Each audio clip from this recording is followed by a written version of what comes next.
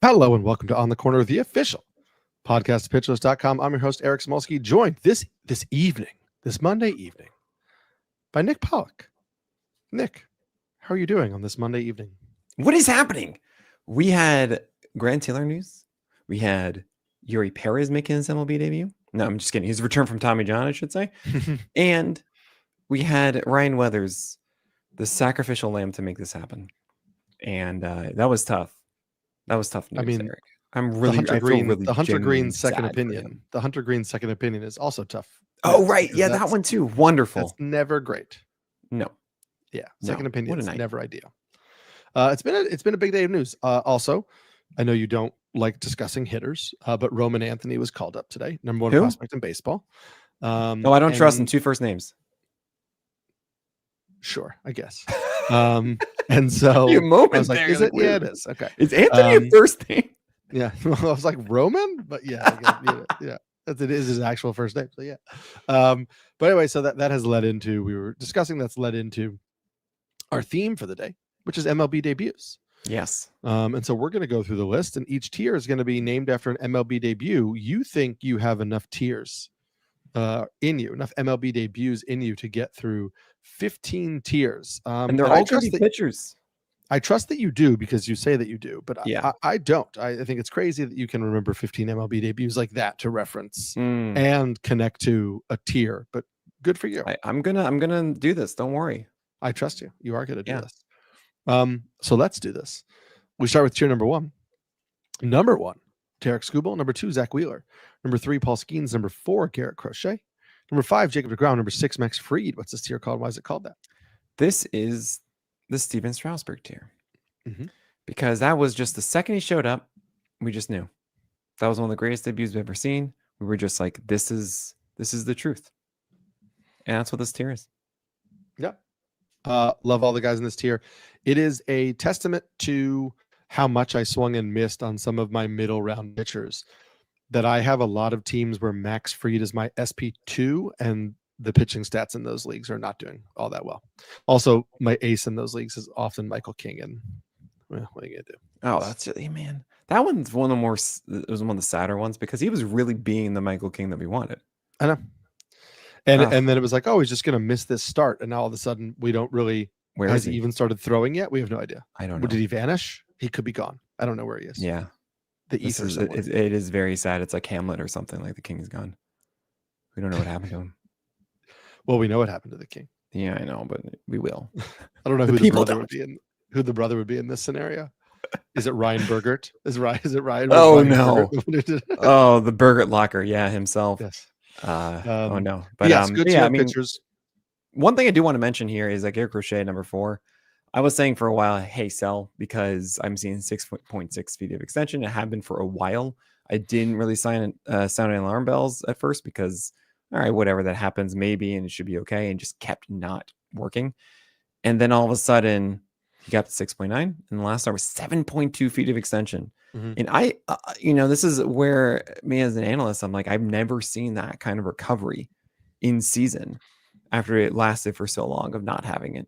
So I don't know if it was Garrett Crochet just kind of being more amped for that start against the Yankees. And honestly, I mean, extension makes sense. That's half of a foot. You can be utilizing your bottom half more in one start, and then it returns after. I don't know. But I didn't think he had it in him still. So that's exciting. I'm taking off the sell him for 99 cents in the dollar, as I was saying before. I had talked to, I think it was Aaron Noah at the beginning of the season, or towards the beginning of the season, about the extension thing, and it isn't fully relevant to Crochet, because this was multiple starts for Crochet and everything. But Noah mentioned that like extension tends to change little by little. Mounds are different.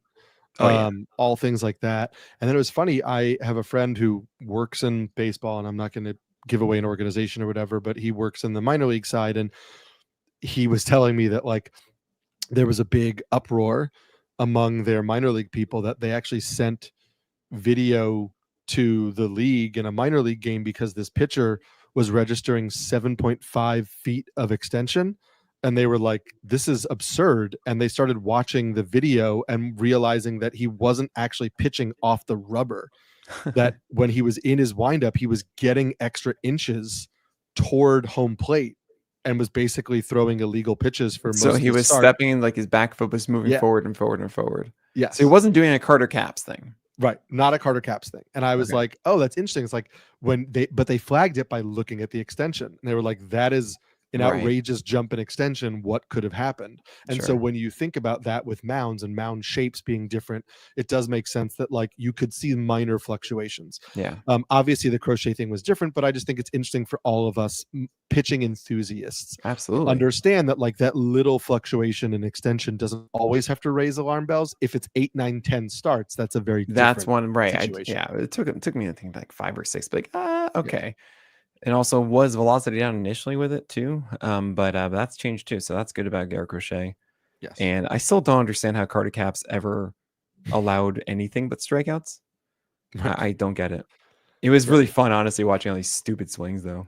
It was an interesting time, Carter Capps. I remember that. And then I think he got hurt, which was unfortunate. Yeah. But yeah. Tier number 2 starts with number 7, Yoshinobu Yamamoto. Number 8, Logan Webb. Number 9, Chris Sale. Number 10, Joe Ryan. Number 11, Robbie Ray. Number 12, Brian Woo. Number 13, Carlos Rodon. What's this tier called? Why is it called that? So this is going to be Masahiro Tanaka because there were expectations. There were like, hey, this guy is going to save the Yankees a lot at the time. And he came through. He really did. I mean, it was a solid debut through the spring. I remember actually one of the very first articles I ever wrote at Pitcher Gifts in 2014 was gifting up every single pitch he threw in his spring training debut. Mm-hmm. And just talking about how the splitter looked, how the slider looked, the fastballs and everything like that. And he was exactly as advertised, Tanaka. So not a stud, but absolutely that number 2 that they relied on. So yeah, this is the Tanaka tier. Logan Webb in the top 10 is just like it's like a boomerang.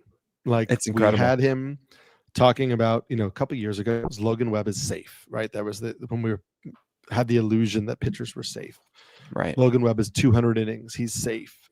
And then we went to, and Logan Webb's ceiling actually isn't that high. Logan Webb is kind of like around 20 to 25 because he doesn't really miss bats. He was fiddling with his pitch mix and, whatever. And now here we are. Logan Webb, your number 8 starter. Yeah, it is interesting that the hit per 9 hasn't changed despite getting more strikeouts than before, right? He's having fewer balls in play, but the same hits hit per 9, which is why, hey, look, 345 BABIP, what? And something I do want to mention there is the ICR isn't changing. So why are these, why is he getting that kind of bad luck? The defense for the Giants entering the year, I certainly said like, hey, look, Matt Chapman is there and Willie Adames is highly rated. Yeah, Adames is so bad defensively for the Giants that it really brings down that infield defense a bit. And I think that has something to do here with the hit per 9 for Webb. But I'm mentioning this because it's a 116 whip versus the 123 last year, but really the 107 is what we're hoping for in 2023. And I think that he can lower this. I think it should be under an 8 hit per 9 still for Webb, which means that the whip should be underneath 110. And this is a different pitcher from before for Webb. He's not just a sinker changeup guy with someone trying to find the rest of the mix. The sweeper has been fantastic for him. He even has some rare cutters at times as well. He actually does something really weird, Eric. He throws more sweepers to lefties than he does to righties. Isn't that kind of weird? His pitch usage, you would think it'd be like more changeups than sweepers, but it's more off balance. Like it's changeups to righties and sweepers to lefties at many times. But regardless, he's figured out his arsenal better than ever. So I think the 116 whip gets better. He's top 10 easily. He was one of the guys I mentioned in the First Pitch Arizona presentation about how his pitch mix change last year was not successful. And so it took a little bit of time for him to kind of dial into what worked for him. He seems to have found it, even if it's as unorthodox as you're suggesting. And then his teammate Robbie Ray obviously has been just really, really good. And we were big in on Robbie Ray at the start of the year. Unfortunately, not enough, right? Like it's so wild. I thought that I was in on Robbie Ray, and I think I was based on rankings, but like I wound up not pulling the trigger and getting him anywhere. And some of that was, I had guys like Joe Ryan and Justin Steele and whatever like above him and I went in did that too. direction. Yeah. But yeah, Robbie Ray, I mean, has been a huge value for you and a really kind of steadying presence if you were able to get him in your drafts. Well, I mean, to me, he's a perfect example of everything that you talked about in that presentation of, look, it was what, April 25th or so, and Robbie Ray was looking terrible. And it could have been very easy to just say, oh, hey, the walks are back, and that's who he is. But if you listen to Eric and his presentation about what usage and how guys can get better, we can identify, oh, right, the changeup and the slider are not being utilized at all, and they're not as successful as they were in the past. And he's throwing so many fastballs. It makes a lot of sense that Robbie Ray would stop relying so much on these fastballs. There was one game, what was it, like 36 four-seamers in his first 39 pitches or something like that? And that's what he did, and he was way better after that. I mean, he's been this stud that you know him to be now because of it, except for the last start. Eric, he had like 70% four-seamers in that last start against who was it? Was that Atlanta? I can't remember anymore. It's wild. He had a great game. 9 strikeouts, 7 innings. It was great. But it's just kind of funny that Robbie Ray realized, oh, I'm really good at my fastball right now. I'm just going to do this. And that's cool. Just don't do it every game. And the changeup is getting better too for him. So it really goes to show for me of the importance of recognizing the arsenal as a whole and having that conversation and not having the conversation about the EURY estimators of the first couple of weeks or something like that, or whatever. Just saying, great, what is it about the arsenal that is good and bad? And how can we envision the future and what kind of tweaks would you make? Like, would Gavin Williams ever get that stupid cutter? He did. We'll talk about that one later. It was the Padres. And that's it. I mean, especially when you see fastball usage tick up, if it's a good outing, sometimes it's just like they can't hit this today. And so why would I go to anything else? Like, I'm just going to keep running it back to this, but like put the finger down. Like, let's go. That's all I need. Some more question marks in tier number 3. Starts with number 14, Cole Ragans. Number 15, Hunter Brown. Number 16, Chris Bubich. Number 17, Mackenzie Gore. Number 18, Framber Valdez. Number 19, Spencer Schwellenbach. Number 20, George Kirby. What's this tier called? Why is it called that? Ooh, okay. So this is I had one for this one specifically. And we're gonna go with the fine, I'll just waste this one now. It's the Paul Skeens tier. Because not an ace now, but we know they're going to be an ace. Okay. So remember the first start? It was 4 innings against the Cubs. I actually remember that. We talked about it right afterwards. Yeah. The command wasn't that great. Right. Yeah. And it's why you don't start guys in MLB debuts. These are ones who are not aces, but we expect success. So it's Paul Skeens tier. Expecting success from Cole Ragans. Listen, James Shiano and I talked about him on our Q&A today. I said, you got to fire him up if he's in there. I have utter faith in him as a pitcher. You do wonder if the injury is still nagging him, if it's something bigger than they were letting on. We know he tried to pitch to the groin injury in the 2 starts before he went on the IL. He went on the IL. He didn't look great in his rehab start. His first start back wasn't good. Also, the velocity is down, but it wasn't an arm injury. So does it have to do with pushing off? Like it's just, it's weird. Yeah. And you sometimes this is the case of I don't know what to do. And there he is. I wonder. That's all I got. If like, I'm kind of like, was he rushing back because Cameron was not that he thought he was going to lose his spot in the rotation, but like, did they rush him back because they're like on the fringes of the playoff race? Like, I just don't know why. I don't know what's going on. He wasn't fully healthy. It's so interesting. To be fair, in the last outing, his velocity was fine until it wasn't. Right, it wasn't like it was just down the entire time. It was good, and then it wasn't. And it could have been something that they felt he was fine, and then he just wasn't at all. Yeah. Anyway, we still believe in the talent of Cole Ragans, and I think if he is out there, there were people in our chat talking about dropping him or trading him. I wouldn't be doing either of those things. A, because don't drop him, and B, because you're not going to get fair value for him while he's dealing with whatever he's dealing with. He's very talented. His teammate Chris Bubich is very talented.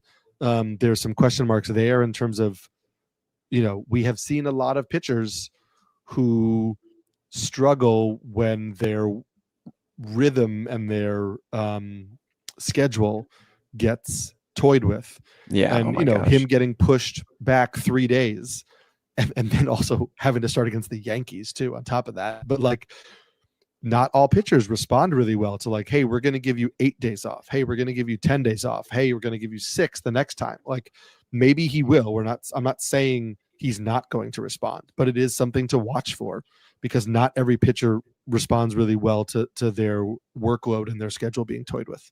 Absolutely. And then George Kirby, I just, I listened to your First Pitch podcast discussing it. And so I just want you to basically just regurgitate what you said. Just let the people know it was so good about that last start. Now, I do want to mention, Eric is confusing the First Pitch podcast and the Plus Pitch podcast. Oh, and look, I kind of Yes. missed doing the First Pitch podcast. But you used to do it for. You used to do. The I First did Pitch it for podcast, 3 and then you left years it or to so, start 3, the Plus 4 Pitch years. podcast. Me and I sometimes I start the Plus Pitch and I say the First Pitch. I'm like, nope, the Plus Pitch podcast. Yeah, I talked about it with Kirby. He had a fantastic game. The slider finally got away and actually tunneled off of the fastballs, as opposed to just like, here's the fastball. Sorry, here's the slider for a strike, whatever. I do like the fact that his sinker and four seamer are upstairs. I still don't want him to be like a 50% zone rate four seamer. I want it to be like a 35, 40%, but that's just me, because the swing rates are so high on those four seamers. But this obviously is better George Kirby. Now, I don't think he's actually going to be inside of that top 10, top 15 as many of us had as him in the preseason. I think I eventually settled around like 20-ish, because I see Kirby as more of a Holly. Like, I know 14 Ks, like, how could you do that? And that's like, all right, fine, 20. But I don't know. I think that George Kirby isn't really a big whiff guy. And the four seamer itself isn't supposed to be this big whiff pitch, but the locations of it is what gets it. So I don't know. He's going to be reliable. He should be, at least. And that's cool. And I look at everyone else. I'm like, oh, right. Top 20 is a lot more sustainable and safe. It gets much more dicey pretty quickly into tier 4. Good home park works in his favor as well, too. Absolutely. Moving into tier number 4. Starts with number 21, Dylan Cease. Number 22, Freddie Peralta. Number 23, Jack Flaherty. Number 24, Sonny Gray. Number 25, Spencer Strider. Number 26, Jesus Luzardo. What's this tier called? Why is it called that? Oh, man. This is the Michael Kopech debut tier. Do you remember that debut? No, actually. So Michael Kopech was looking great, and then he started throwing softer. It was like 93 all of a sudden, or like at first it was like 96. So I'm really excited, but like, hey, we're expecting to see like 99 and something, but fine, 96. And then it was like 93, and I think we saw a 91 in there, and we're all like, oh, is he okay? And no, he wasn't. He had to go get Tommy John. So I feel like that's the cherry bomb. You get both sides of it here. Is this because of Spencer Strider? Well, yeah, this is the cherry bomb too. It's Dylan Cease.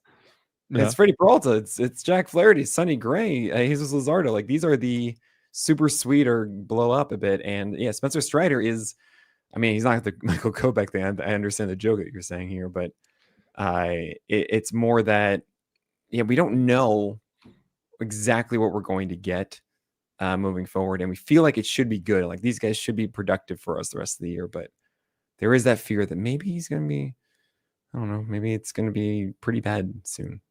Yeah. The Strider thing is so interesting. I mean, you and I, again, we chatted about it, in the preseason. And I said, if Strider is back in May, what if we don't get typical Spencer Strider until July? He was back and then he got hurt again, but we are seeing right now that this is not the same dude. And what's interesting to me is in the preseason, we talked about, the command will be the last thing to come back. And while the command still does need to improve, I wasn't banking on him continuing to be 2+ ticks down. Yeah. I really messed up on that one. It's really tough. I don't think I bank in that enough. I mean, I think that's why I'm learning a little bit here. It's hard because there are only so many to choose every year. And in some seasons they're completely fine and they are great, and that's cool. Tarek Skubal coming back. I know it wasn't TJS exactly, but like it was pretty severe, and he's great, right? Right. And we And told ourselves the narrative, or some people told themselves the narrative in the spring. Well, it's internal brace. It's not full Tommy John. And right, and maybe we that are learning a little bit we're more learning about what that that. is and all of that, right? Brian Mook had that, and he's okay. And Rasmussen's back to his velocity. There's also, I mean, you want to look at Tommy John stuff of who is the number one concern for actually being back to themselves this year with Tommy John, even though they pitched 3 times last year. Oh, you mean DeGrom? DeGrom. And Right. DeGrom's over 70 innings right now, and he has like a 2 ERA with a sub-1 WHIP. Also interesting, 26% Giolito carry. was internal brace, and even though Right. Giolito hasn't been good, the velocity hasn't Velocity's been at a concern. 94, right? Yeah. 93, 94. So it's I do need to bake in more of an understanding of, yeah, there's a chance it doesn't work, which essentially means you won't get him. I think I am learning to be okay with that, and we're going to Yeah. talk about somebody later on who made their season debut today, and it's just kind of like, yeah, if we just say it's going to take a couple months, in the best case scenario, it's going to take a couple months for them to get their feet under them. It maybe just isn't worth the gamble, because I think we're also learning that like the Skubal situation where he came back and was better, is maybe not as common as we would like to believe. I mean, again, that wasn't TJS / internal brace. I believe that Yes. was like a flexor strain. It was a flexor, yeah. Was something along those lines? It wasn't quite. I can't remember what it was. But I will mention at the very least, like Cole Reagan's in his 1.5 or whatever came back and he was throwing harder. But and then he was lower than he worked on in the offseason, and then came back and was better. But right, it's not right away. Yeah, and, Skubal was flexor tendon surgery. Okay. And the typical recovery time for that surgery is 6 to 8 months. So not right, not proper. It's Tommy not John, as not as intensive, yeah. But yeah, so I mean, this is kind of what I'm learning now about it, and it's such a weird sample size too of how many have gone through it. So it's just, what do we do? Not to mention, I mean, injuries are just, there are many opinions, and it's hard to really figure out exactly the right one. It's look at this year's injury crop, right? You have Corbin Burns, you have now it's Michael King is on there too. You have Hunter Green. You have Shane McClanahan. Nope, not okay after his. And many more, which are on my thing that I should Jared be Jones, right, Blake Snell, Jared Jones, Grayson Rodriguez, Snell, Glass now. Yep. I mean, some of these are like, yeah, that's not too shocking, I guess. Right. But and then you have a lot of the, hey, this Logan guy's Gilbert. throwing a lot. This guy's throwing a lot harder in the spring. Zebby Matthews, Ryan Weathers, Logan Gilbert. And that has led to injuries for all of those guys. Oh man. So I'm just not allowed to get excited is what it is, guys. I just I can't. Or you can get excited about somebody because they look great, and then they can throw 2 total stinkers, like Jesus Luzardo, who is at 26 here. And I'm actually happy. I just want to say I'm happy that you kept him in this general range, because I think that I know how bad those 2 starts were. I think everybody has totally thrown out what he did in the start of the season and said, well, this is Jesus Luzardo. So this is kind of who he is. And because the first starts were connected to tangible changes with the pitch mix change, and an approach change in general, like I'm not throwing that out and just saying, oh, well, he clearly wasn't that good. Sure, maybe he wasn't that good, but also he's not just a 4.4 ERA pitcher, because that's where he's sitting right now. Like, what if he's a 3.7 guy, which is what he's been for the vast majority of his career? Like, I still think it's fine to have him around 30. And sure, if he puts up 3-4 stinkers, then you're kind of like, okay, maybe it was a mirage, but it was tied to a very clear change that led to improved results. Well, I try as much as I can to not swing so much on 2 straight games, unless it's something inside of the arsenal that feels so very real that is directing it, right? or in both ways. That is like declining velocity and just this guy looks lost and there's nothing there, right? With Luzardo, watching both of those games, I still don't understand why he threw 2 middle away fastballs to Rhys Hoskins for 6 total runs. That's 2 home runs off of that. And then also against the Jays, honestly, like watching the Jays, I just felt like, oh man, like a lot of it was that. And yeah, he didn't establish at bats as well as he had before. There are a lot of waste pitches. He got behind guys. He didn't locate good fastballs as he had before and all that kind of stuff. And it just kind of cascaded. Also, the Jays are really good against lefties. But I think to myself constantly of the context of when success or failure happens. Like, we shouldn't shift so much on one outing. Like, if we think to ourselves, if this went well with good luck, how would we feel? Right? And if we're being swayed heavily by that, then that's a problem, I think. That's like, no, hold on a second. We don't have a full understanding of it. So watching this, I didn't feel that, hey, the velocity was way off. It wasn't. Hey, he doesn't have that sweeper. That was a big thing. That was a tangible change. That's not the case. Right? Yeah, guys have bad days.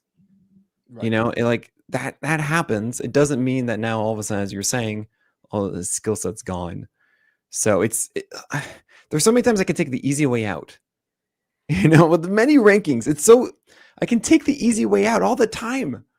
You know, I don't have to rank guys aggressively that goes against what I think the consensus would be or so, right?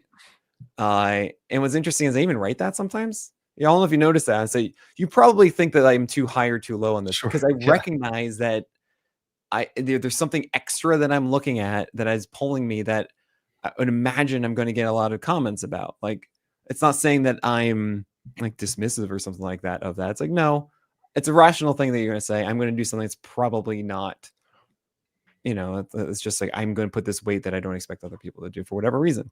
So anyway, Luzardo, he's fine. He'll be okay. Just don't start him against the Cubs. And a week later, we're all gonna be like, yay. That's what I think. Yes. I'm fully agree. I think you should remain semi bought in. We're gonna move to tier 5, but we're gonna do that after this break. So tier number 5. Wow, that was a quick one there. You just a quick break. No break. There is no break. Well, we'll just edit that in. Edit in the break. Pause me. Edit it in. Starting with number 27, Drew Rasmussen.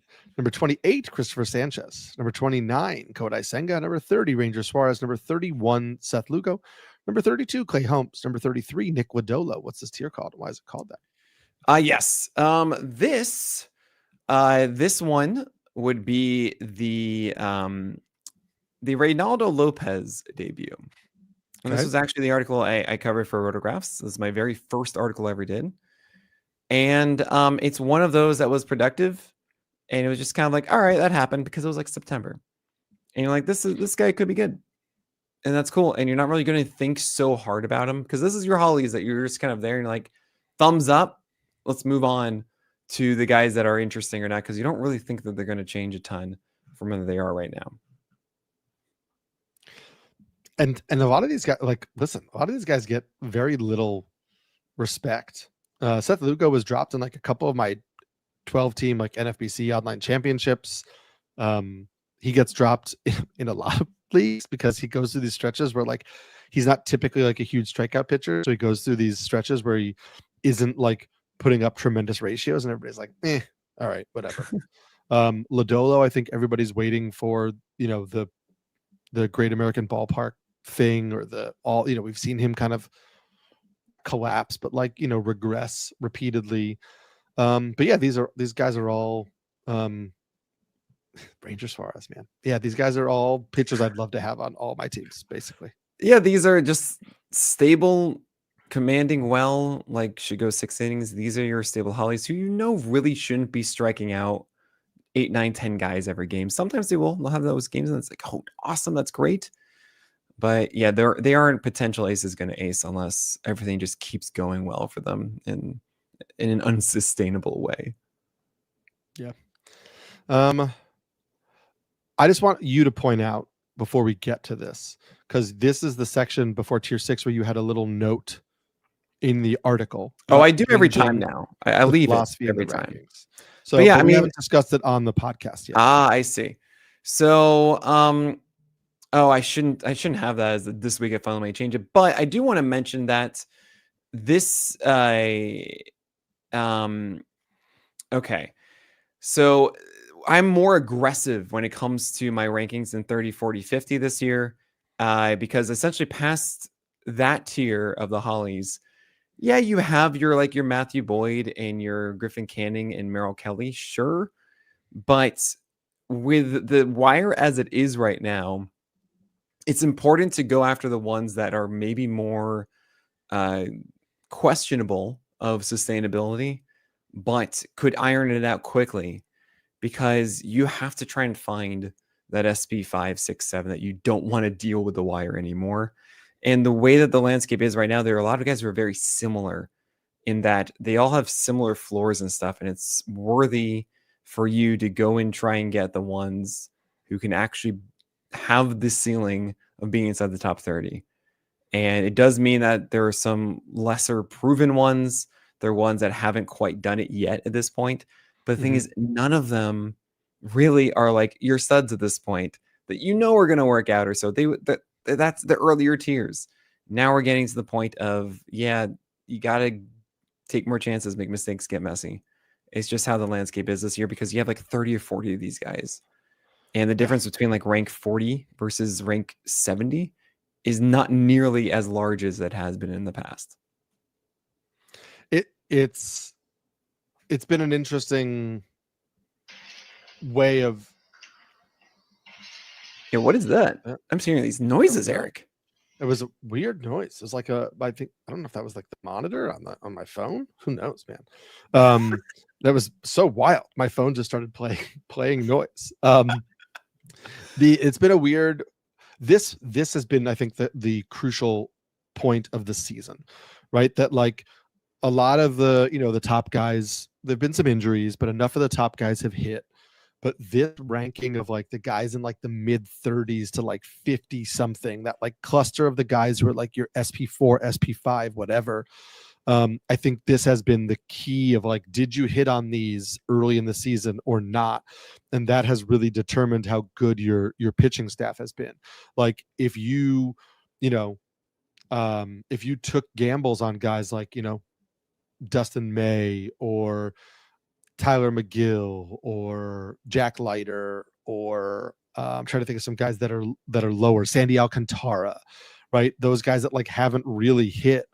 And if you weren't able to scoop up some of the guys that had really strong starts to the year, like you're still probably looking, you're still probably searching, and you're, playing the streaming game, which has not been a great game to be playing this year. And so it's certainly tough.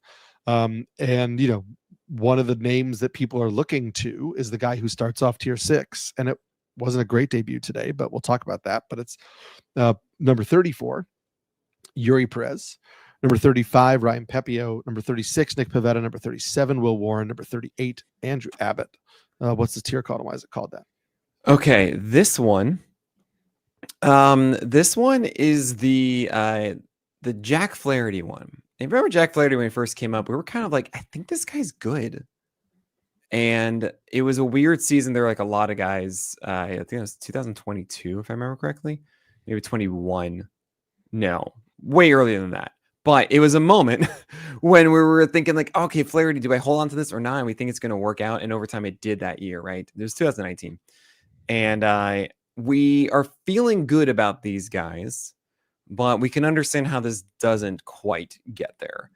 And I mean, for example, Nick Pivetta, home run problems are likely going to arise as the weather gets worse. Though not as bad as they were in Fenway. Right. Right. But San Diego is actually really well known for this, of like June, July, I think, are really bad in San Diego for home runs. Will Warren, for example, is an interesting case where he has been a little more back and forth, and he had some struggles early on. However, I believe since it was like the start of May or so, his strikeout rate's like 32% or something. And it's a scenario where he had a bad start against the Dodgers, fine, but then he was doing well against Boston, and then he had a careful Icarus, was bad in the 6th, and that was that. It unraveled from there. But I see someone who's developing a game much better with his breakers and his changeup, and his four seamer is legit, and he had more extension, and there's all these reasons that Will Warren is suddenly forming into this complete pitcher for the Yankees. But it could also just be like, hey, I don't know how to throw strikes anymore. It's a case where these are like your cherry bombs from tier 4, but not quite as solidified. Yeah, and I was slow moving on Abbott myself. Like we talked about him a bunch, like trying to figure out, hey, what is it? He's like 30 spots down. It could be the case. But to your point, like you said in the write-up, like the fastball is pretty good in 93 right now, and there's a good change and a good breaker. And like, what more do you want? I mean, maybe I was overrating the home park thing. Maybe I was just slow to move because Great American. I don't know. You watch him, and also the four-seamer metrics aren't great, and like right. Sometimes like, how is this really working? Nothing. Yeah, nothing is like, oh, that's it. That's the thing. That's the standout thing. And that.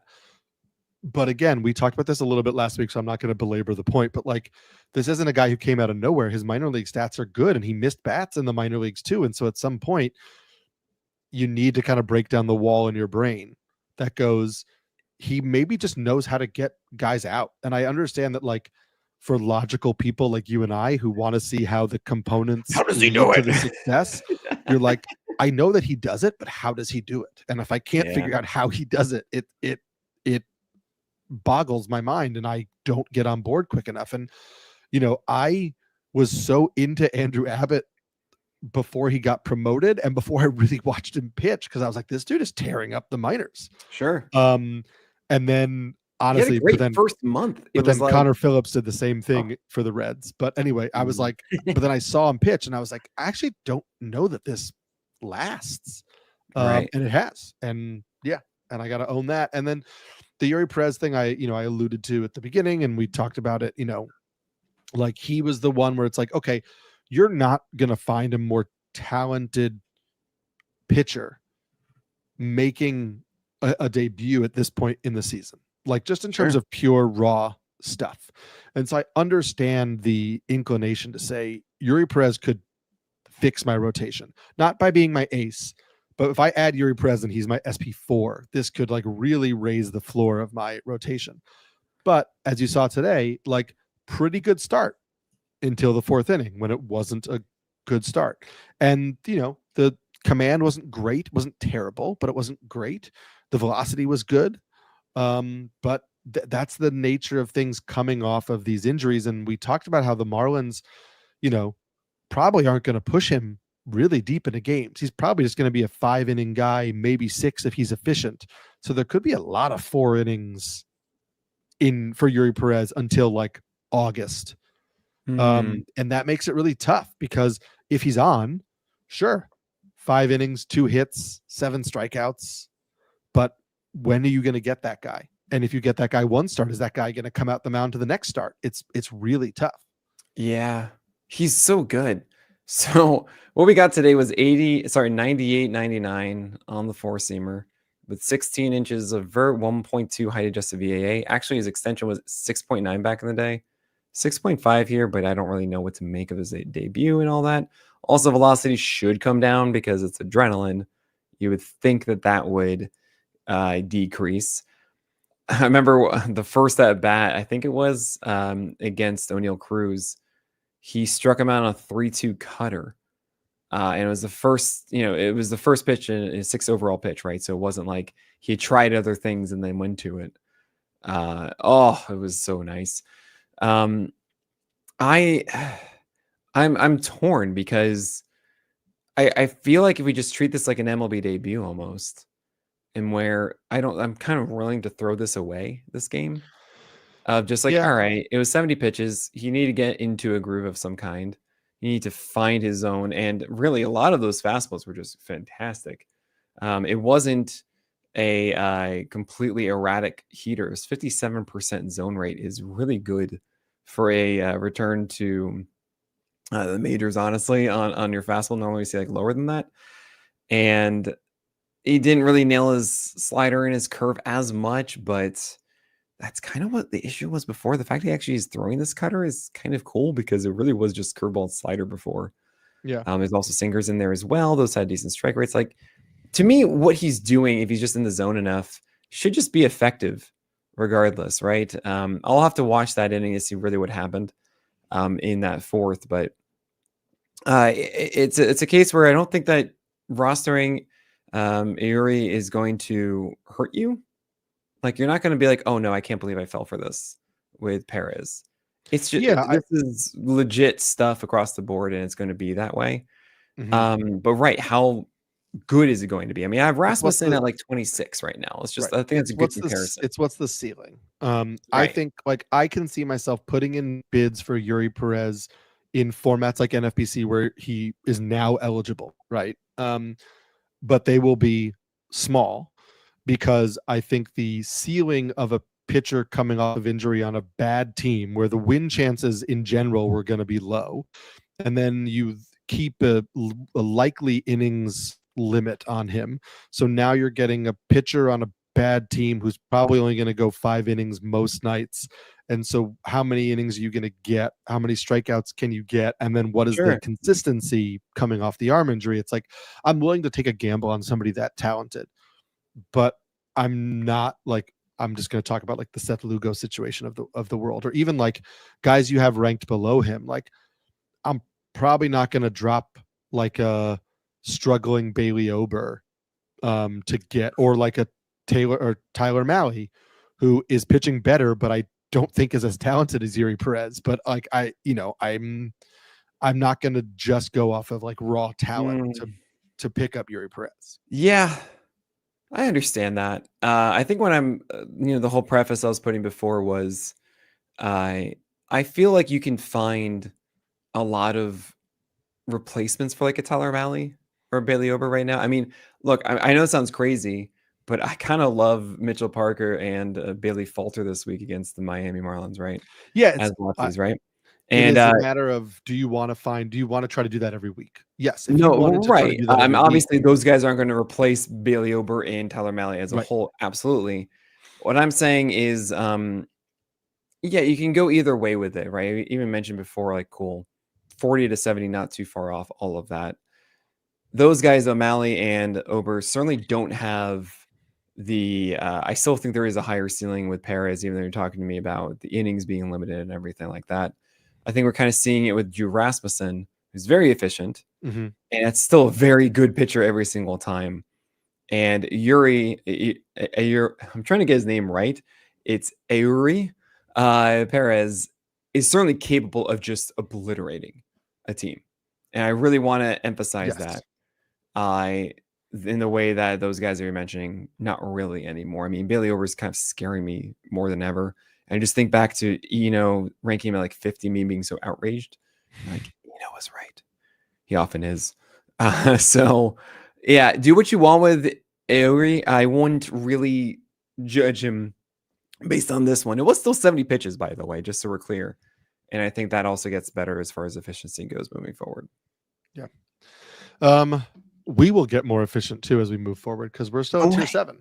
And we're 45 minutes into this thing, but we're going to keep going for you. I promise. Tier number 7 starts at number 39. Matthew Boyd, number 40, Griffin Canning, number 41, David Peterson, number 42, Clark Schmidt, number 43, Merrill Kelly, number 44, Chris Paddock. What's this tier called? Why is it called that?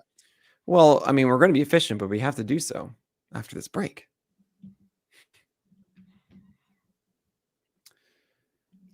So this that was a long break. It was, because you froze on me. Your camera froze and it was weird. It was so long. This one is I gotta save that. I can't do that one. I gotta save this one. This is going to be the Jameson Taillon tier.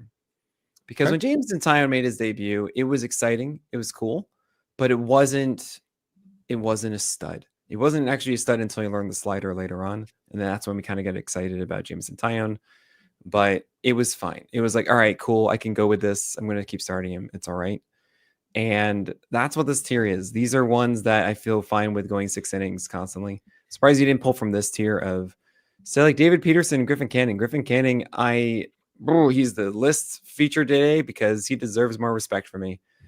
He took down the Diamondbacks, he took down the Cubs, he took down the Yankees, and he had this bad game in the rain against the White Sox. And I was just kind of like, yeah, this is probably going to disrupt him, and I don't want to do this anymore. And then he just destroyed the Dodgers, and I just go, what? That slider, I guess, just is that much better. He is really good at avoiding the heart of the zone with that pitch down like how he was last year. He's better at featuring his fastball upstairs, and the changeup is working better. He's getting more drop on that. Same with the slider. Yeah, all right, Griffin Canning, I'm buying it now. Congrats. Yeah, these are all guys who are like quote unquote boring, but have pitched relatively well, even after like a mishap here or there. Schmidt and Pollack are two guys who started off their season kind of like, and then have been pretty good since then. Peterson, Canning have had like a rough start mixed in, but these like the boring guys that are, it's deep enough into the year now where at some point you just buy that it may not last forever, but right now it's lasting enough that they deserve a little bit of our trust. Yeah.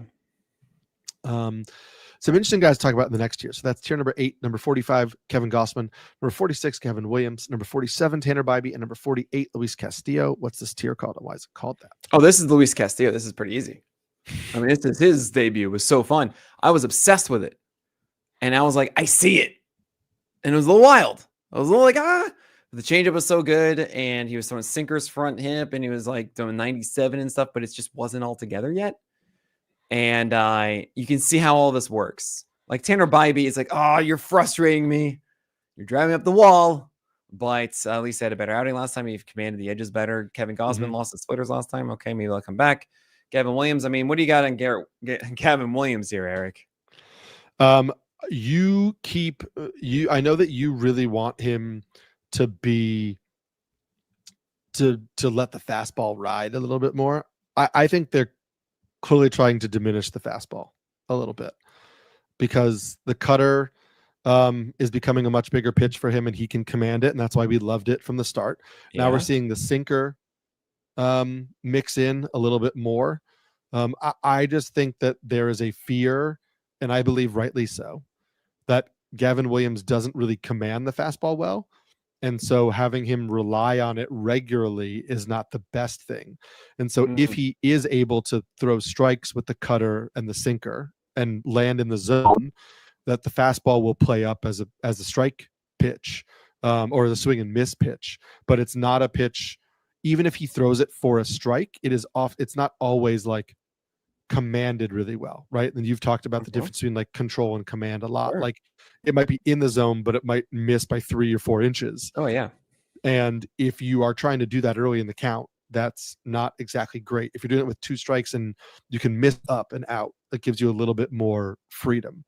So I like the direction that Gavin Williams is going in, but I think we have come to realize in watching this and in seeing how long it's taking him to make certain adjustments too, he's still figuring it out as a pitcher too. He's a guy with really good natural skill who I think is still learning how to get out MLB hitters and learning how to adjust and learning who he is as a pitcher. And it's honestly it might not be that much different than what we saw from Hunter Brown. And I understand the arsenal is different from Hunter Brown and it's deeper, and I'm not suggesting they're the same pitcher. Yeah. But in the same way that they were both like well-regarded prospects who came up and had moments where you were like, this guy's really good, but didn't seem to have an identity as a big league starter and who they were going to be and what they were going to rely on and how they were going to attack hitters. And it took Hunter Brown a few years to actually figure that out. And so I don't know if Gavin Williams is going to click into it this year or next year or what, but I at least believe we're tracking in the right direction. I just don't know when we get there. Yeah.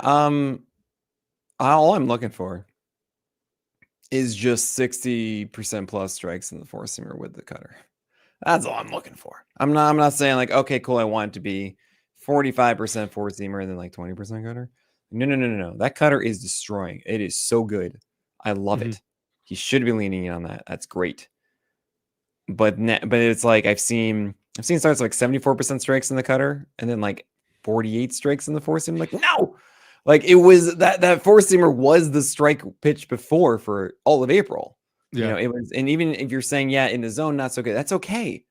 That's okay. You can throw it poorly in the zone if you have that 92.5 that is also in their minds and predominantly more in their minds. This is actually what happened with Kodai Senga, is that his four seamer was 96 or so, and he was just like scatterplot all over the zone, but it wasn't hit. Why?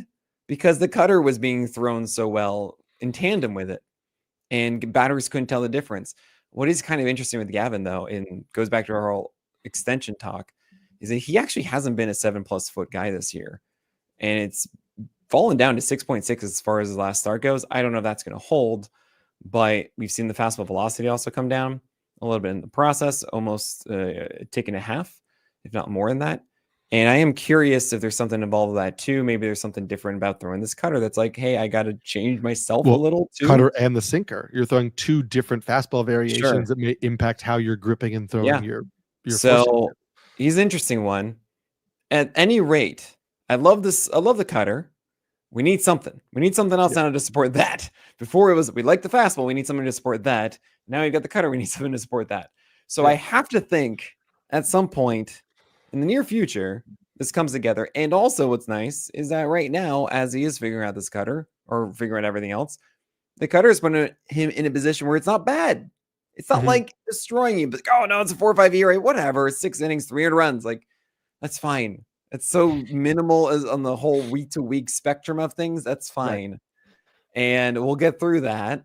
I think it's a good situation to be in for Gavin. I'm really curious to see how this develops. Yeah. And the Bibee thing, just because it's his teammate, it's just deja vu in those two starts. I mean, like looked much better in those two starts than he had previously, was pitching well into the 7th inning. The last outing, home run. I don't know how they kept him in. Well, I know how he kept him in. Bullpen was overrun or something like that. Yeah, well, I mean, when you watch the Guardians in the playoffs last year, their bullpen just hit a wall. Like those guys were on fumes because they were being used all the time. And Bibee is your ace, and at some point you got to let your ace get you deep into games. Though this most recent outing, he was at 76 pitches, 77 pitches going into the 7th inning.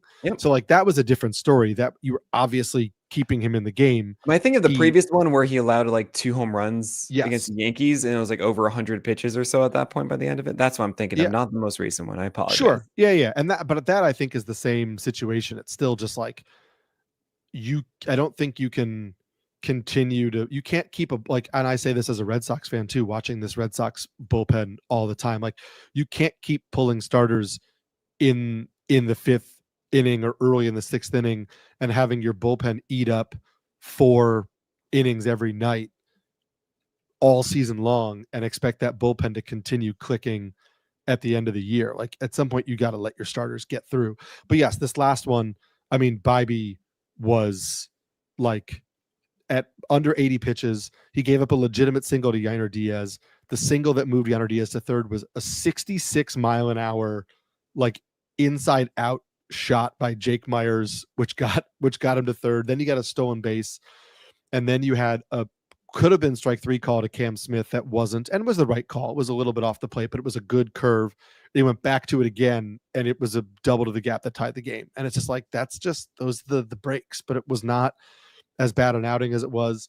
Maybe leaning into the sweeper more recently has been good for Bibee. I'll be writing about that on Wednesday over at NBC Sports, so make sure you check that out. I haven't yet done the research to see if it has been good for him, so we'll do that tomorrow and we'll see. Tier number 9 is next up. Starts with number 49, Bailey Ober. Number 50, Zach Eflin. Number 51, Jameson Taillon. Number 52, Shane Baz. Number 53, Michael Wacha. What's this tier called? Why is it called that?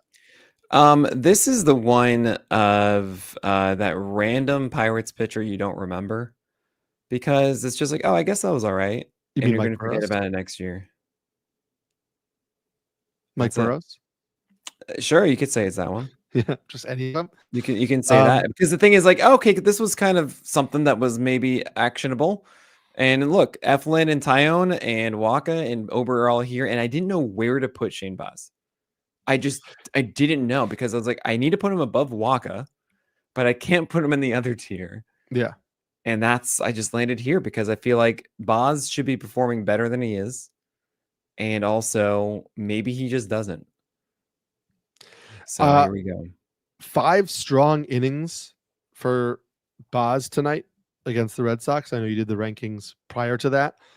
And then the 6th inning, leadoff walk to Devers. Abraham Toro hit by pitch. Struck out Trevor Story, but then was pulled from the game because there were a bunch of lefties coming up. And the lefty reliever, Garrett Clevenger, gave up a 2-run double, which then made Boz have 3 earned runs in 5 1/3. Oh man, so he has a 1 earned run before that. Oh, yeah, when it was Lakerists.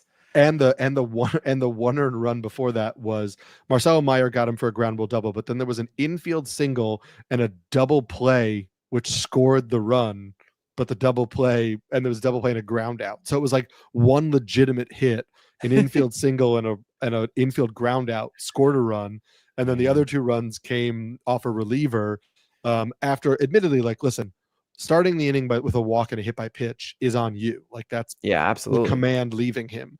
But we're slowly starting to figure it out with Boz. But listen, you know who's on the other side of that?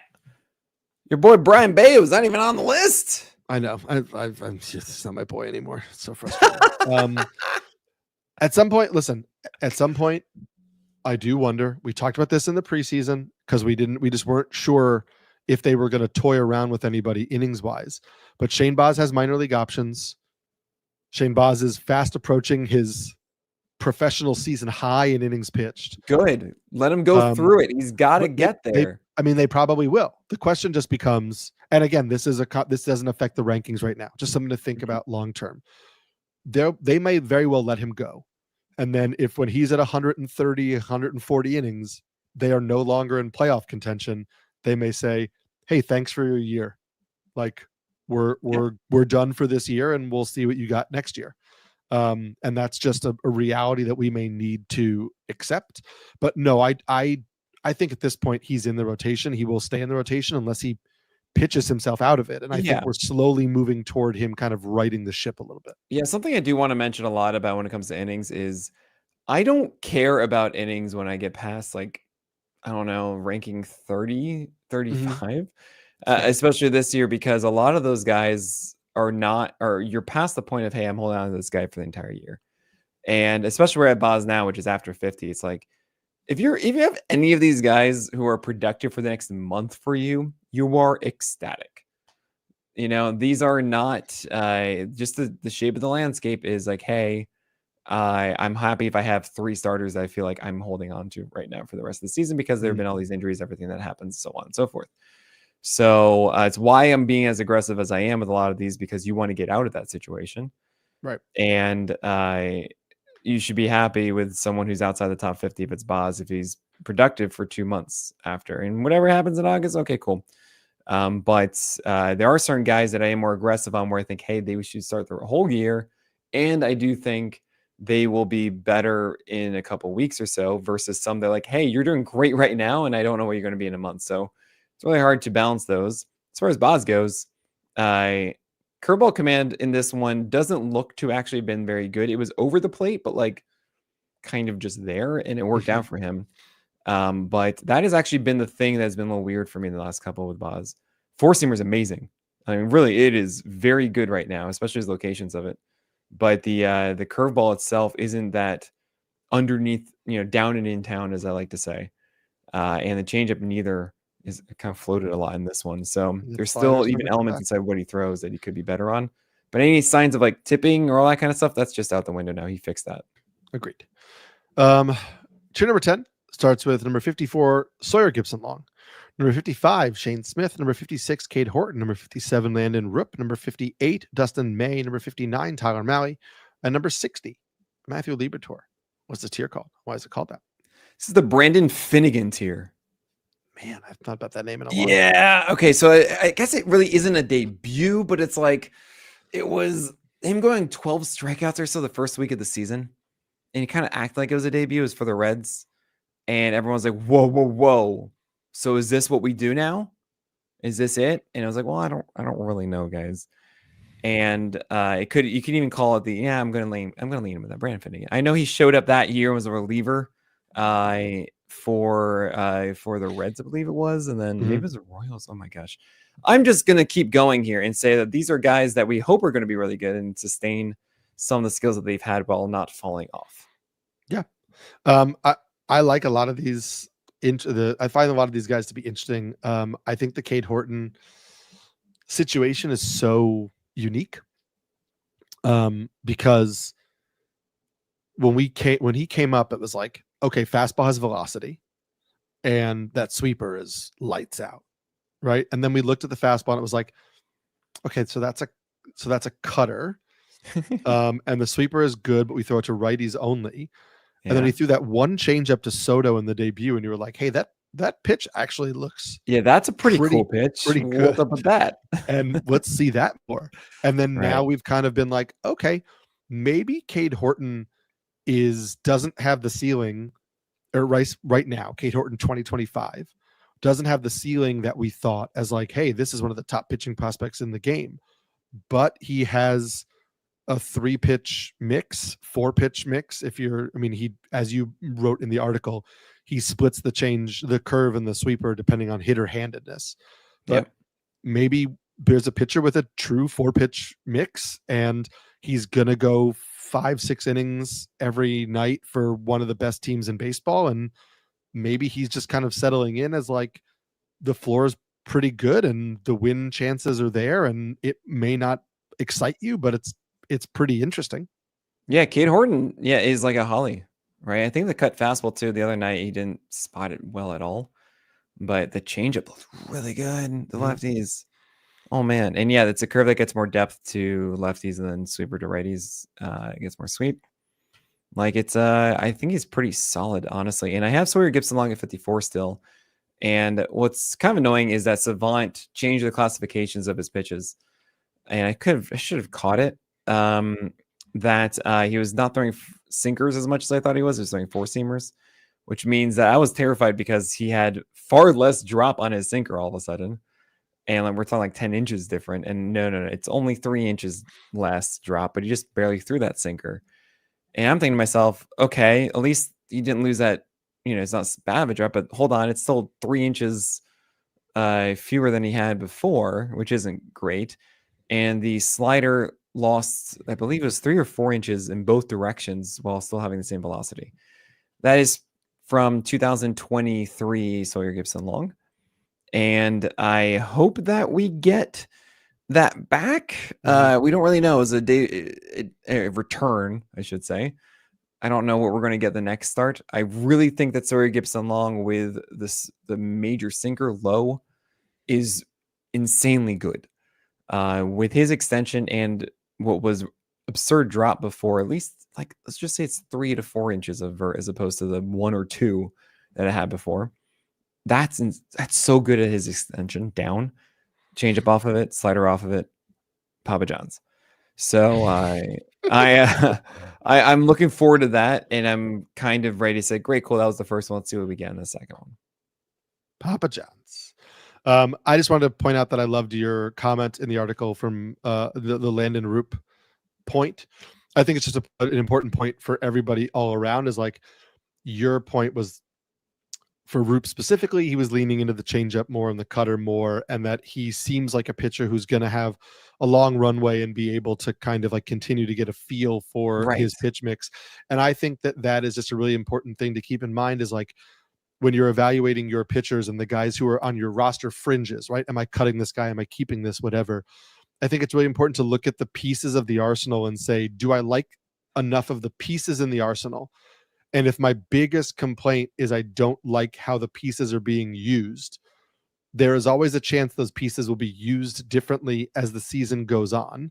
And if you say, hey, I like that he does 1, 2, 3 things, and I think it will work if we just change the way he does those things or the way he throws those pitches, to me, that's not a guy that I'm looking to get rid of unless there's a clear, better option, because all it takes is that one start to kind of say, oh, I'm going to start throwing this more. I threw this more this start and it worked. And I'm just going to go to it again. And if it works again, I'm going to go to it again. And if it, you know what I mean? Like it really can shift pretty drastically like that if the pitch is already in the arsenal.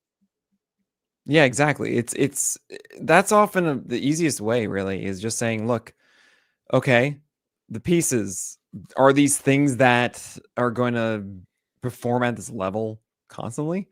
Are they in both positive and negative ways? So you see a guy have a great start. It's like, yeah, but he threw all these pitches down the middle and they just happen to find gloves and stuff. Like, we know that that's not sustainable. It's not like he has the things that can make this a plateau for him. While you have others that say, oh, cool, wait, hold on a second. This curve is really good and it's consistently good, like with ROUPP. And we can see that the sinker can be better this way. And oh man, this change is developing. And now he's introducing cutters. Like, you can see those things that you're saying put together. So I think I'm trying to, like, the entire time we were talking, all I was thinking about is how do I take this thought and put it in to just a quick 2 sentences of just, he has the pieces and they're not utilized, or he had results but without the pieces, kind of. And putting those into buckets of guys, because that's one of the hardest parts about the list. Is like these guys that are getting the most out of what they have versus those who are not getting the most out of it, and trying to explain that, because the ERA estimations and K- walk rate and all that kind of stuff is not going to showcase it if they're not getting the most out of their stuff, right? But how do you showcase that they are? So that's the fun stuff, guys. That's what we're here for. It is the fun stuff. There's more fun stuff in this next tier, tier 11. Starts number 61, Lance McCullers Jr., number 62, Edward Cabrera, number 63, Lucas Giolito, number 64, Bryce Miller, number 65, Tyler McGill, number 66, Zach Gallen, 67, Grant Holmes, number 68, Jack Leiter, number 69, Hayden Birdsong, number 70, David Festa, and number 71, Mick Abel. What's this tier called? Why is it called that? So this is a fun one, and I believe actually contains someone inside of this tier, and you should think about who that is until after this break. This is the Jack Leiter tier, because you saw that start last year against the White Sox, and you're like, man, that's a really good four-seamer. Oh, there is that part with the slider, but is this going to work? You don't know. You don't know. All of these guys have great cases for why they are the next top model, okay? But I can see why all of these fail. And good luck. Like, there's some that I'm just like, I think it's going to work. Edward Cabrera just lasted 4 innings, Eric. And you know who told me that? You. Okay? You told me that. You texted me right away. What is going on? 4 innings. I don't know. That was, but yeah. And that was like, I want to be clear when I texted Nick, I'm trying to look up the exact pitch count, but it was like 63 pitches. Yeah. Like this wasn't oh my God, he was, totally inefficient. It was, I don't know why he was removed from the game, right? 63 pitches after 4 innings, 1 earned run, 5 strikeouts, 2 walks.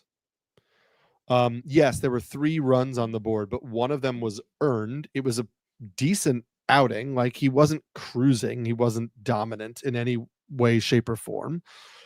But it was, I think we talked about this with Gavin Williams when he pitched against the Dodgers, and he was like having trouble putting guys away, and the outing wasn't great, but it wasn't terrible. And I kind of felt that way about watching this Edward Cabrera outing, where it was like, he actually, like, because he was going to the sinker more often and he was throwing it for strikes and whatever, it was an outing where he wasn't crisp, but that led to 4 innings and 1 earned run. Whereas Edward Cabrera in the past, when he's not crisp, it's like 3 innings, 5 earned runs, like, 4 walks, 2 strikeouts. And you're like, that was atrocious. And so that's why I'm still a believer in Edward Cabrera. I just think the floor is a little bit safe, or the floor is a little bit higher with this new arm angle and the movement on the sinker and the curve and the approach changes, which I wrote about. And so I still have concerns about, like, how deep is he going to go into games? Are they going to get him any wins? But this is a guy where, like, it would not surprise me if all of a sudden he's somewhere in your 40s in a couple of weeks, because it starts to click a little bit. Yeah. Yeah. It's, And really also looking at some of these other guys too. Like Bryce Miller, what should I do with that? You know, he has a bone spur. Right. We know he's not healthy. We know for a fact he's not healthy. He's going to have What do I surgery at the do? end of this year. He's going to get the bone spur removed. Like I think if you can get anything for him in a redraft league, I would take it. Yeah, it's rough. Like I think you have to. He's a hard guy to cut right now. I would probably not be cutting him. I'd be trying to get something for him, but I might not be starting him. It's really tough. Well, here's the thing. Like, it's not like Bryce Miller can't be good, though. Right, You know, exactly. it's bothering him. And what I even said in the thing is, like, I can understand him going 3 or 4 starts in a row, just killing it because he's just figured out how to ignore it a bit and just go battles through, but then it gets worse. And then all of a sudden it just gets bad after that, right? And I am just, I don't know. I literally, by the way, an hour before this, traded away Hayden Birdsong. I got a closer. I got Tyler McGill. Okay. And Trevor. I don't know people liking that. Trevor hearing that will like it or not. I needed a closer. I don't really love Birdsong. I think he just drives me nuts and just made me feel like, you know what? I don't want to deal with this. This is great. Yeah. Go away. I would do that. I'm okay with that. I wanted to just quick notes on the 2 guys underneath him on your list, David Festa. David Festa, really poor start. Important to note. David Festa from Rangers beat writers basically didn't know he was being promoted. He thought he was being promoted because he got scratched the night before from his AAA start. They didn't tell him, but there wasn't. He was not headed toward the stadium until the morning of the game. God. There were for whatever reason, it wasn't like, hey, it was Pablo, I think was the reason he was up. Like Pablo's down, like you're gonna come up. I think they really were debating if it was going to be him or not because he had battled that arm fatigue thing before and was at 66 pitches his last outing, and they could have just brought up Simeon Woods Richardson, who started the same night that Pablo Lopez had started. You know what I mean? Like it seemed like a situation where they were just going to wait till the next time through the rotation. And then they decided not to wait till the next time through the rotation. Sure. They were going to like move people back. And so they made the decision, hey, since we scratched Festa last night, let's just throw him today. Well, it might have been the Zebby thing. The Zebby hip impingement. Oh, maybe. It was announced on Saturday. I think that's why Festa went. Maybe. And I don't know why I said Rangers beat writers before because I was staring at Jack Leiter on the screen. I meant Twins. I meant Twins. But the point was just like, I think that David Festa didn't know he was starting for the Twins until a few hours before he was starting for the Twins. Yeah, which is obviously going to affect things. That will obviously impact things. And then also in your note about Mick Abel, you did say that Aaron Nola might be coming back next week, but that's not gonna happen. Because he had the setback with his oblique. Oh, that's right, the side, right? And so he didn't throw his bullpen like he was supposed to. Yeah, he still has not thrown his bullpen. Rehab start. He met with the doctor today, and they said they'll have information for us tomorrow, Tuesday. But at this point, he still has to then throw his bullpen and then get back to building up. If they're going to doctors and again all this stuff, it's like that's not just like all right, just rest it, you know. Right. And and it seems like at this point, it will be bullpens, and then it will be a rehab stint because he's been out for long enough that he'll probably require a couple of rehab assignments. And as we talked about before, like he wasn't exactly cruising, and so they might say, "Hey, let's get 2 good rehab starts in," and like really kind of identify something. I think Mick Abel may have to the end of the month before they have to make a decision on him. And who knows what the state of the rotation will be then too. Yes, exactly. So awesome to hear. I mean, awesome to have new information. Not that Aaron Nola is hurt, but knowing that, I probably would have Abel around where I'd say probably at 60 underneath Tyler Mahle. Is probably where I would have Mick Abel. I think that Mick Abel is a more refined pitcher than your typical rookie. Watching him in the last 2 games he has a good fastball that should work in 2 good breaking balls, and like this works. Good situation to be in as well with the Phillies. I think you should just have that. I mean, I like it more than Eric Cabrera, for example, in this situation. So even though, man, Eric Cabrera, we're like right there, Eric. We are. I'm dangerously back in. We're gonna see what happens, but I'm in on it. Oh man, we got to get going here. We're going a bit we're in the bottom tiers. We're going to go through these next ones relatively quickly. Tier number 12 starts at number 72, Michael Soroka. Number 73, Tomoyuki Sugano. Number 74, Davis Martin. Number 75, Casey Mize. What's this tier called? Why is it called that? This is the Casey Mize tier because Casey Mize's first game was as a Toby. I was surprised because everyone's like, "Oh, the splitter's gonna be amazing." It's like, no, it was actually this 88-mile-per-hour slider that really was a cutter. It was his golden pitch. Anytime you need a strike, he perfectly placed it. I was like, oh man, this guy can go like 6 innings. This is great. He's not gonna be a strikeout guy, but he's gonna be kind of good. Yeah, Casey Mize. Yep. Casey Mize in this tier, which is great. Davis Martin. Listen, Davis Martin. Kudos to you. Not a super interesting guy for me from like a fantasy perspective because there's not a lot of strikeouts here. But this year he added this kind of like gyro slider, cutter, whatever you want to call it, or change the usage on it. He's like leaned into it a lot more recently. And it's worked for him. It really has. There are some rumors that like he actually is a trade candidate, that there are some teams sniffing around him. And so just a name to keep in your back pocket because he's actually been decent, even though he doesn't get strikeouts. But if you have a decent ratio pitcher who doesn't get strikeouts, who's pitching on some team that's not the White Sox, it might become a little more interesting in fantasy purpose. It's honestly, some of the pitcher staff members in the chat were like Davis Martin. I was like, I don't really think the ceiling is that high. I'm not going to go for this. And no, he's performed much better recently. With 4 of his last 5 starts have been 2 earned runs or fewer with at least 6 innings.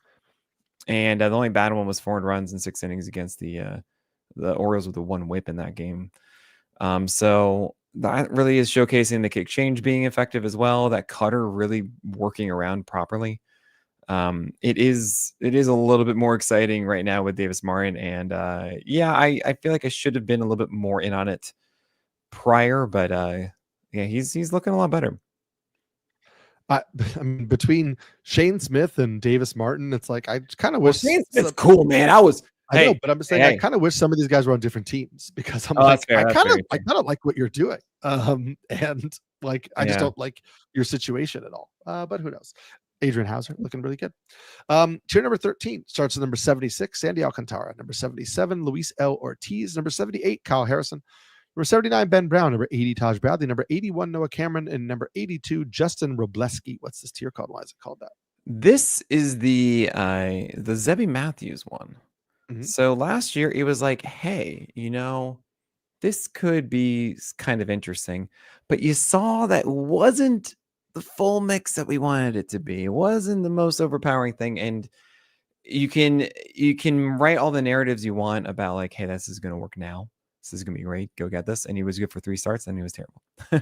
And it's the feeling I get with these guys, unfortunately, that I could very well convince myself to go in, and it's just not going to work out. And Taj Bradley is a perfect example of like 2 amazing starts. And right, of course, he doesn't have good consistent command, and bam, he destroys you in the last one against the Marlins. So yeah, that's this tier. Did you see what Justin Robleski did though, Eric? Did you see this? I did not. When you think of Justin Robleski, what do you think of? Do you know what he threw? I mean, like an overhyped Dodgers pitcher. So just to give a heads up here, 60% four-seamer usage last year for Robleski, and nothing in his arsenal over 13% usage otherwise. Okay, that's what we got from Robleski last year, and the velocity on that fastball, like 95. And earlier in the year, what we saw from him was, let me see here. It was, again, 46% usage, 93 on the fastball, whatever. Against St. Louis, only 12 of those four-seamers thrown, and they were at 97, Eric. They were at 97. But only 12 of those thrown. He was throwing cutters, he was throwing sliders, he was throwing sinkers, curveballs, changeups. All those at least 9 thrown. What? This was a completely different pitcher than I saw before. It was kind of great. And I'm just thinking to myself, wait a second. Am I like super in on Rybolski now? Samulski, you should be in on Rybolski and his 1.6 height adjusted VAA on that four seamer at 97. And just so you understand, his height adjusted VAA before was 1.3, and that was his first start of the year. It's just, wait a second. How did you do this overnight? It was a 1.2 last year. Lower arm angle, it seems like. Just went to the minors, changed everything, and we've got a new guy here throwing 97-mile-per-hour four-seamers. I have a TBD as my fourth pitcher that I'm covering on Wednesday, so maybe I'll dig into this tomorrow and see if there you go. Justin Rybolski can go into the article. Can we just name him Mr. TBD now? Yeah, let's do it. Sandy Alcantara killed me, man, because I was ready to move on, and then he had the Rockies in Miami, and now he gets the Pirates, and I'm like, I'm just gonna keep holding and see what happens. I mean, that's what we were saying. It was like, the starts are good. It's like, I don't know, I'm not gonna cut them in those ones. The Rockies one worked, maybe the Pirates one will. Who knows? And it's so funny. It's so classic Sandy. He needs 70 pitches to go through 6. Yep.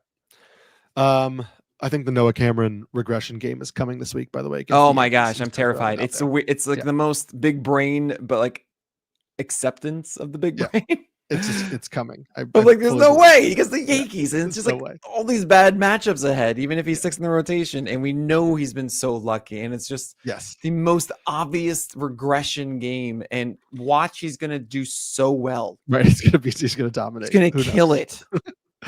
A bunch of rando names start this tier, and I love it. It's tier 14, starts number 83 Bryce Elder, number 84 Mitchell Parker, number 85 Bailey Falter, number 86 Jose Quintana, number 87 Jose Berrios, number 88 Tyler Anderson, number 89 Jose Soriano, and number 90 Brandon Pfaadt, down another 20 in the rankings. Brandon Pfaadt.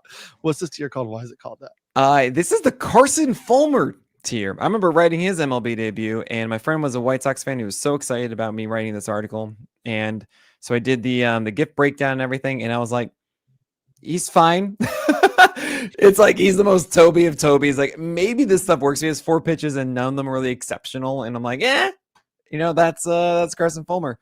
And yep, that is this tier. These are a mix of streamers of, like, as I was saying, Mitchell Parker and Bailey Falter getting the Marlins this week. Bryce Elder is going to get the Rockies. Jose Quintana is a Vargas role right now.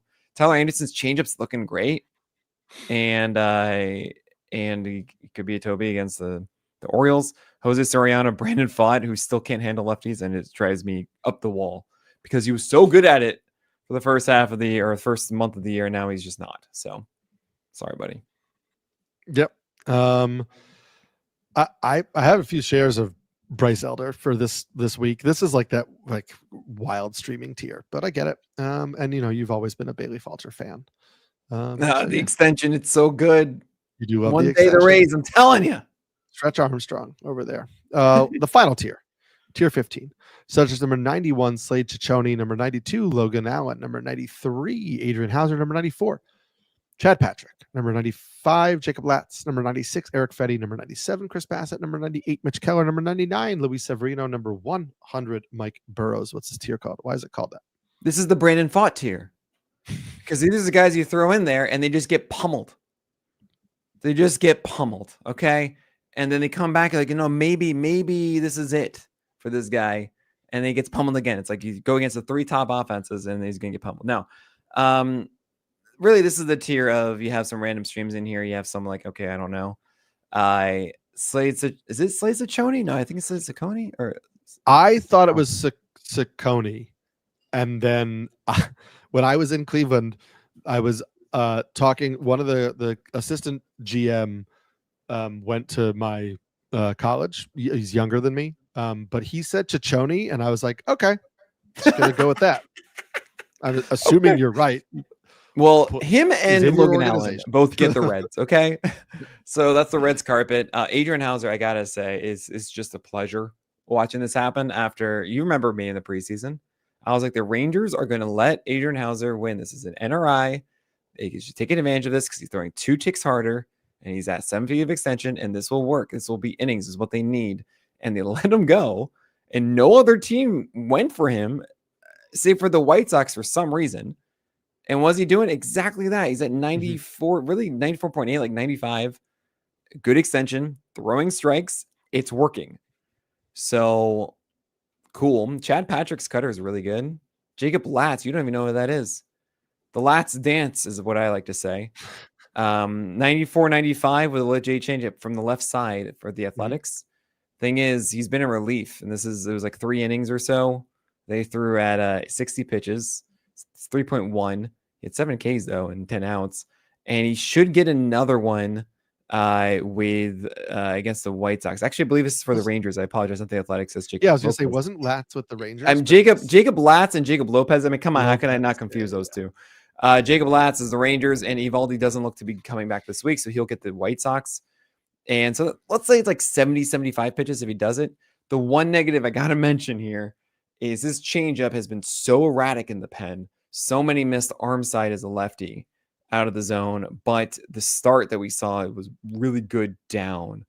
So if you can replicate that, do Blake Snell blueprint with a 4-seamer and changeup against from the left side, we know that works in the majors, especially against the White Sox.